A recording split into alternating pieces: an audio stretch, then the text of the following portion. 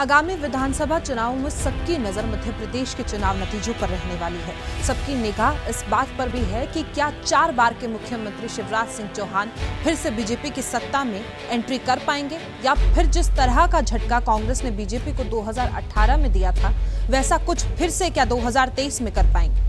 Bharatiya Janata party इस जंग में अपने कुछ उम्मीदवारों की घोषणा कर चुकी है, तो वहीं पर मध्य प्रदेश विधानसभा चुनाव के लिए कांग्रेस की पहली उम्मीदवार सूची का सभी को बेसब्री से इंतजार था। ये इंतजार अब खत्म होता दिख रहा है। सूत्रों की माने तो शनिवार 7 अक्टूबर की शाम हुई कांग्रेस केंद्रीय चुनाव समिति की बैठक में 103 सीटों पर उम्मीदवारों के नामों पर मुहर लग गई है।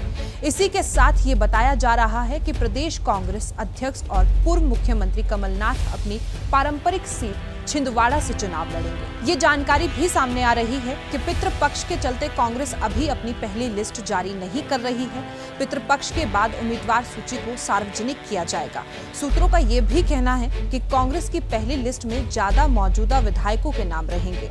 गौरतलब है कि मध्य प्रदेश में बीजेपी की उम्मीदवार लिस्ट जारी होने के बाद से ही राजनीतिक गलियारों में कांग्रेस कैंडिडेट लिस्ट के लिए इंतजार बढ़ गया था। इस बीच दिल्ली में कांग्रेस की केंद्रीय चुनाव समिति की बैठक हुई, जिसमें करीब 140 नामों पर मंथन किया गया। इसके बाद से ही कयास लगाए जा रहे थे कि कांग्रेस जल्द ही अपनी पहली लिस्ट जारी कर सकती है।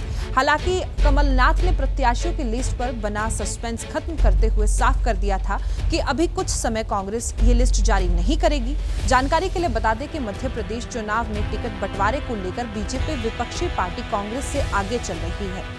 बीजेपी ने अब तक 3 कैंडिडेट लिस्ट जारी कर दी है, जिसमें कुल 79 उम्मीदवारों के नाम शामिल हैं। बड़ी बात यह है कि इस बार बीजेपी ने 3 केंद्रीय मंत्रियों समेत 7 सांसदों को भी विधानसभा चुनाव का टिकट दिया है। अब देखना यह दिलचस्प होगा कि क्या भारतीय जनता पार्टी की रणनीति पर चलते हुए कांग्रेस भी हैवी वेट कैंडिडेट इस चुनाव में उतारने वाली है, या फिर वो किसी और रणनीति के तहत आगे बढ़ेगी। लेकिन जो भी हो, इन चुनावों ने कम से कम राजनीतिक सरगर्मियां दोनों ही राजनीतिक पार्टियों के बीच बढ़ा दी है।